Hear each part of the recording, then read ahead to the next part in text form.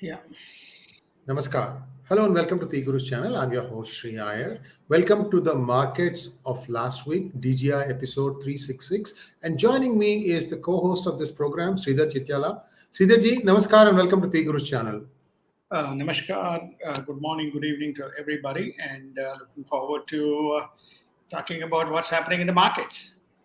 Sridharji, today we are not only going to talk about markets, but we are also going to examine the main reasons for the inflation in the United States. And viewers, there is a surprise there for you. So we do request you to wait till that section comes up. And also we'll take a look at how the markets may behave next week. So here we go, sir. I'm going to put the charts for the equities. Take it away, sir. Great. I think the equities markets, as is often the case, witnessed volatility through the week.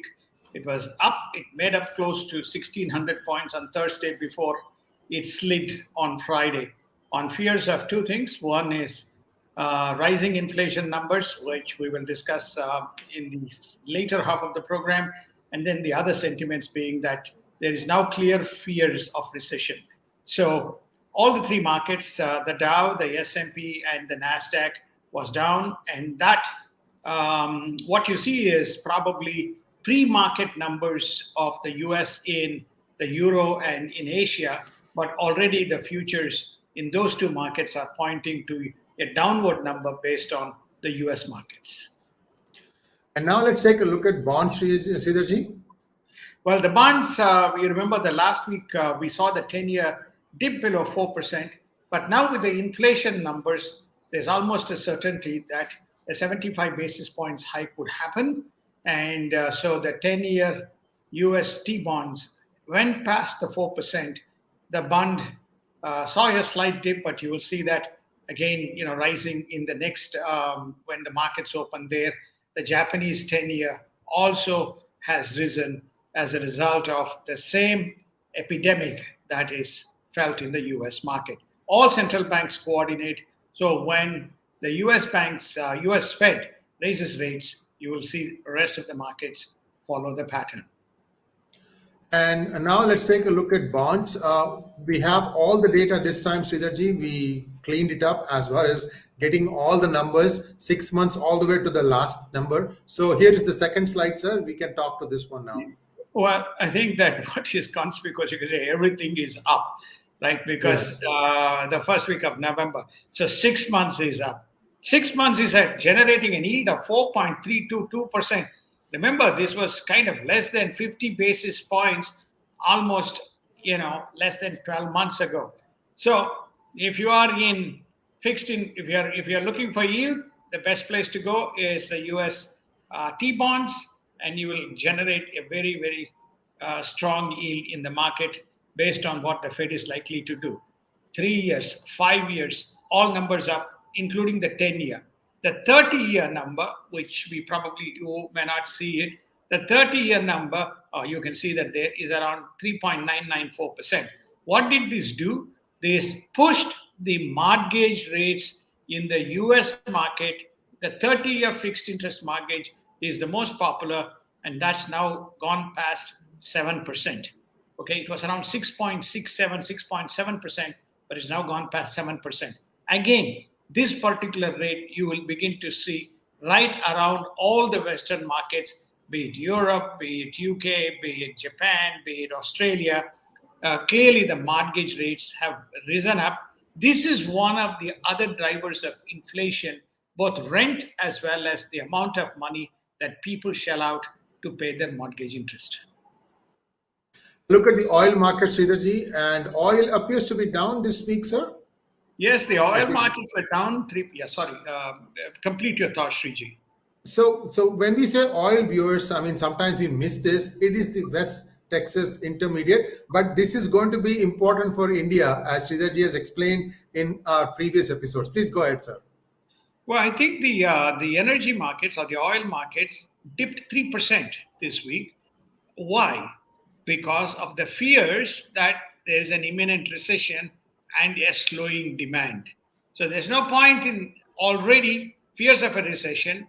And again, when we look at the inflation numbers, the prices, hence they feel that keeping the prices up is basically going to hurt their own demand. Hence, you witnessed a dip to almost close to 3% this particular week, which is actually one way it is a good news. The other way is probably a bad news, basically because this will again be felt through the economic system. And now let's take a look at currencies, how various currencies are doing. Of course, everybody looks at how they fare up against the US dollar. Sridharji. Yes, the US dollar is the only thing that is rising and rising and rising. So with the US dollar rising, all other currencies went on a tailspin. And most notably, the Japanese yen is the lowest in 32 years. It's almost close to 150 Japanese yen to $1. So therefore, that's an astonishing number compared to $135 that we saw, not 135 yen that we saw recently. Renminbi is not spared. The euro continues to slide. It is at below dollar. British pound, which has been taking a pounding as a result of all the turmoil in this industry, that has also dipped to 1.11. And the euro GBP is actually below €1. So therefore, you can begin to see the Aussie dollar. There's no exception to the currencies. The only good news is the US dollar rising. All other currencies taking a depreciative position relative to US dollar purely because of the rates and the market and the economy being of what size it is, the US economy this is. And now let's take a look at commodities. Gold will be of interest to a lot of people of Indian origin because we cherish gold like anything else, like nothing else. Sridharji, take it away, sir. Well, I wish I can say that, you hit the bottom, so you please buy at 1650. But no, I think it'll continue to slide, depending on. So there is a dollar. The rise of the dollar means death knell for gold. The money shifts from gold towards the US dollar as a currency to commodity kind of a swap. So you are now beginning to see gold, which was not too far ago around 1750, has now dipped to 1650 with more than 2 to 3 rate hikes imminent in the next 3-4 months. Gold will continue to slide, so will be silver. Copper is also sliding. It is down 1%. If you recall, we again reported last week the copper was sliding. Again, recessionary fears and less demand in the commodities segment, in the precious metal segments of the market. Sir, agricultural prices, these were expected to go up because of the fact that there is a war. And yet I see the opposite happening. Sridharji, perhaps you can rid us of this puzzle. Well, I think again, there's 2 reasons. One reason is that, remember, this is down relative to the peak that we achieved in November and December. But actually, when you go back to 1 year, they are still very much about 20 to 30% up where we were relative to 1 year ago. These slide in numbers that you are seeing is relative to what happened between February, March last year to November, and then between February to November this year, and then February to November last year, and November to now in the current year. What happened in February? We began to see some pressures. The market came down. Then we finished reasonably well the year. Then came the February to March Ukraine war in 2022. Then the prices shot up because of the supply chain issues and the logistics issues. And then once the deal was announced, the prices began to normalize. And what you are now seeing is prices relative to the post-Russia-Ukraine war situation. So therefore, that's why it is showing a negative number relative to that.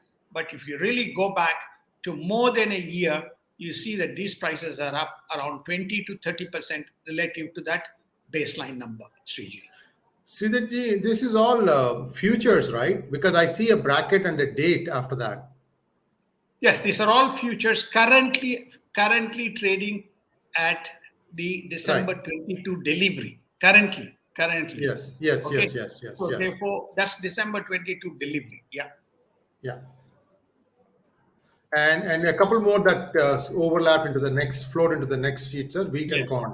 Wheat The should be India, very important, isn't it? Because wheat is where both Ukraine and Russia are number one and number two for the world, if I remember correctly. correct, correct. You are absolutely correct.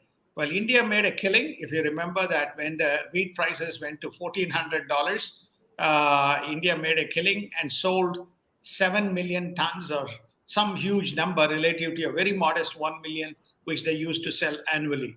But now the price relative to $1,400, it has come down to $861. But the base price is again around $640, $700. When you still compare the $700, it's $861.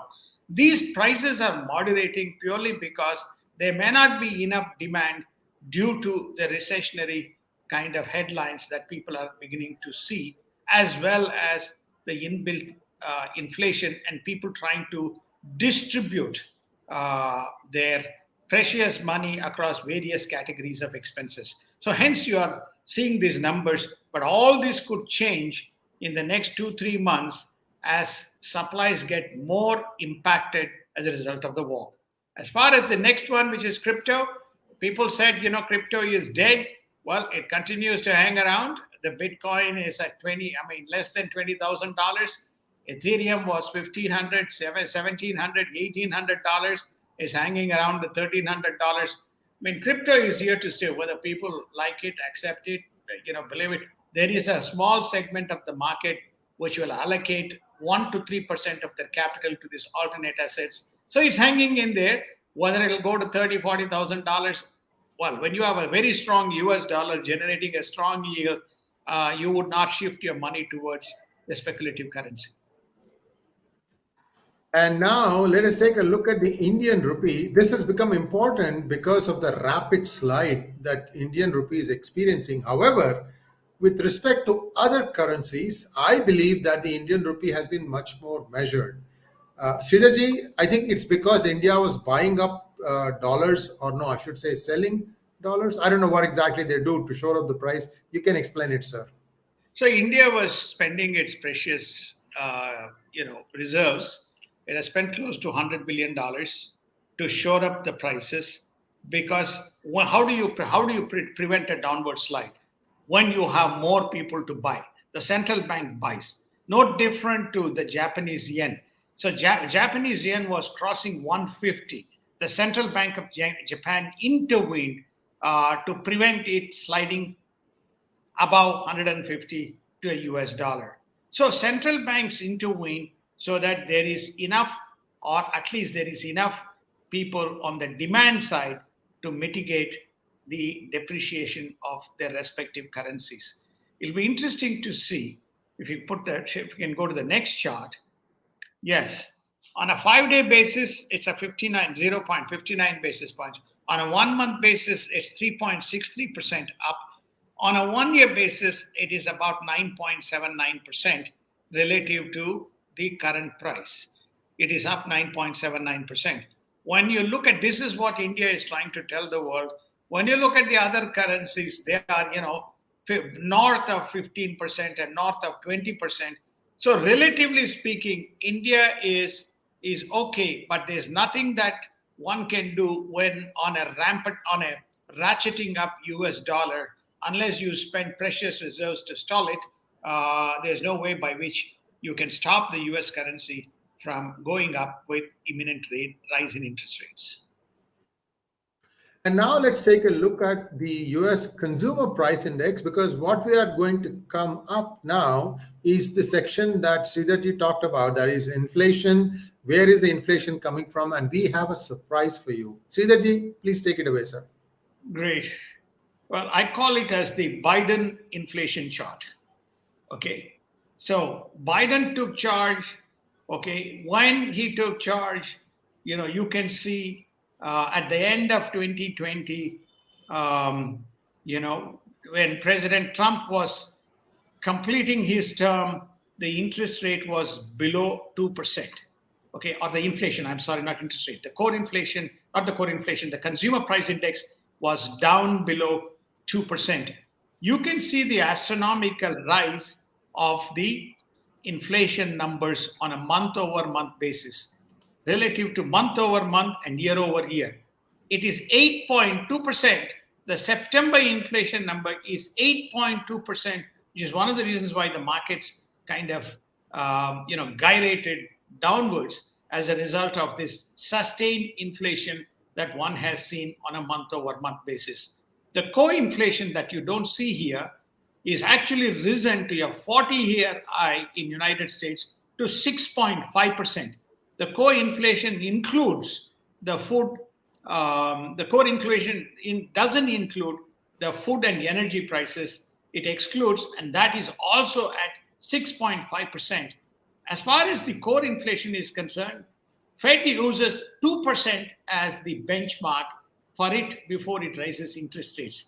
For a sustained period of time, it did not raise rates as the inflation well went past the 2%. This is the criticism that the Fed is saying. So clearly, Mr. Biden, whether he accepts or not, has witnessed, a precipitous rise, which is causing a lot of anxiety amongst people, which may eventually put United States into recession.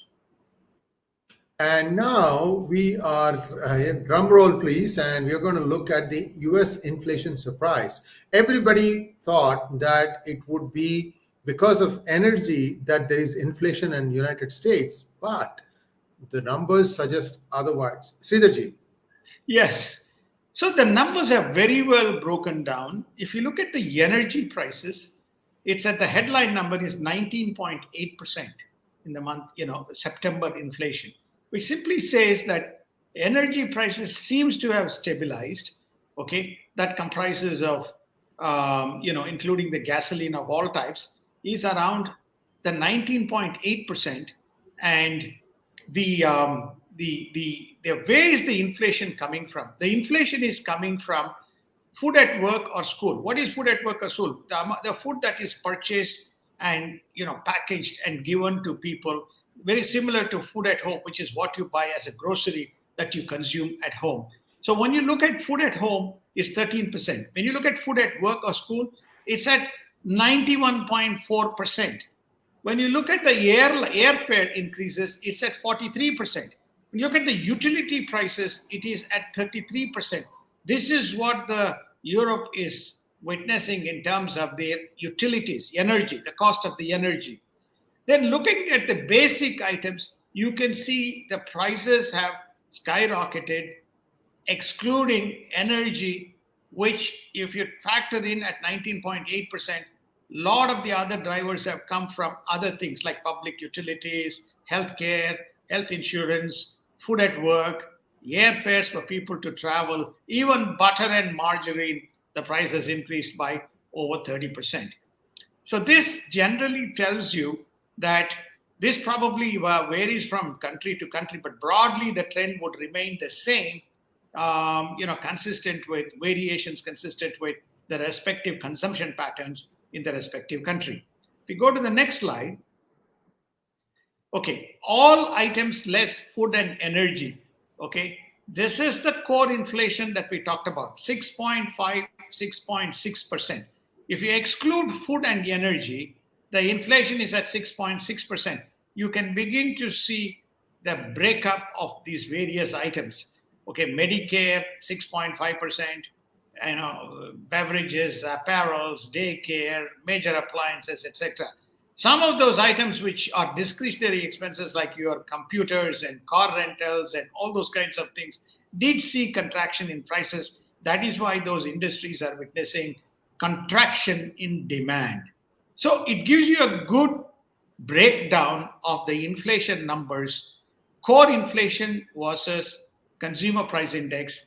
Core inflation excludes the food and energy. Consumer price index includes a broad basket of currencies. So if you take a look at India, it may have a different basket. But core inflation is a common parameter, irrespective of which part of the world you are in terms of measuring inflation. Sir, one quick look at that, and it appears that Apple stock, maybe Samsung, because smartphone is one of its gold stock, like LG, all these people are now going to be under pressure in the next few months. Tremendous pressure. You will Is it a see good time to money. buy Apple? I'm just wondering. Don't say yes or no. People should make up their own mind. Sorry, sir. I was. Yes, people should make up their own mind. You're right. Certainly, I would not touch companies which are manufacturing and selling computers. It is not in the totem pole in terms of the purchasing priority of an individual. If you're in healthcare services, you better buy because the prices are kind of going up. By the way, just to give you an indicator that if you are in Social Security, that is the pension in United States, we are going to have a highest increase in a long period of time. The Social Security is going to be increased to 8.3%. So everybody Wow. is going to get a jump in 2023. But hold your breath, because you're on one side they will increase, on the other side they'll take it away, because your healthcare costs, Medicare costs get deducted. Please go back and look at those Medicare costs. That's number one line item in the core inflation number. So all they're doing is robbing Peter to pay Paul, if I have to use that phrase. So they're basically giving you a number to self-justify themselves. Next year, the healthcare There it number is. Health insurance is 28.2%. exactly. Sridharji, this is going to be a pain. I'm only getting older. I mean, I guess it's true for all of us, but anyway, so it's a whammy. That's all I can say. Sridharji, now let's take a look at the markets for next week. Also, tell us a little bit about how things are going to change with Xi Jinping back for another 5 years. What is the news that you have got from China? You have a very close ear to the ground there. So please tell us what's happening. As far as to wrap up the markets, 60 more companies in the S&P. Last week we saw JP Morgan, Morgan Stanley, Citibank, Wells Fargo report their numbers. So this week we're going to see Goldman and other institutions, 60 more companies reporting numbers, including Tesla. The trend, two in financial institutions, two institutions stand out. That'll stand out. One is JP Morgan and second is Goldman. So you will begin to see some, uptick numbers from Goldman Sachs. I can't predict Tesla, but I will not be surprised if Tesla does report positive numbers based on some of the data that I have seen. But let's wait and see. As far as the other companies are concerned, they're all going to report a slide in numbers. Is one of the reasons why Amazon stock, relative to others, has been taking a big hit because of the increase in prices, therefore decrease in the volume of purchase and other kinds of issues that Amazon is facing. So that's on the next week. We are also going to see household prices and household purchases. We are also going to see some bad news on that front. So therefore, that's not going to help with rising mortgage rates. And the third thing that one is going to see is the consumer sentiments. We will begin to see the consumer sentiments. The consumer sentiments right now points to a recession. People are factoring in that US is going into a recession. So this is some of the data. So what's the positive news? It's all negative. What's the positive news? The positive news, which is why you are seeing some what you call tea leaves or green shoots, emerging, is that there is a hope that within the next few weeks, when the midterm elections are held, that there's a possibility that the Republicans will take control of House and the Senate, and we may begin to see some different kind of fiscal and economic policy changes emerge or forced coming out of the Washington, D.C. circuit.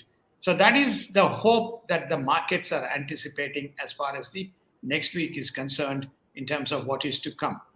Now, with regard to Mr. Xi Jinping, we will probably do in the daily global insights, that is my perspective. I think he is going to come back very strong, and he is going to have most of his people, henchmen, if I have to use the phrase, holding positions. And he has fired already the first salvo. The first salvo that he has fired is that Taiwan is non-compromisable, and basically indicating that anybody who is trying to interfere inside and outside from Taiwan will be dealt with, because this is a China issue And look at the Hong Kong, they have integrated, these are Xi Jinping's words. But having said that, how long his luster will last with regard to this remains to be seen, unless he wants to create self-destruction. Why self-destruction? He's already self-destroyed his aspirations to be a tech player with an exodus that is happening. He's already losing on the chip side. He's lost out on the 5G side. He is probably losing also on the technology access to the defense. So he's not on a winning momentum, at least from an external markets point of view. That's my observation on China, Sriji. Thank you very much, sir. I think you echoed my thoughts too. And well, we thought that there may be a more kinder, gentler General Secretary, but it's not going to be. And I guess there's not much we can do about it.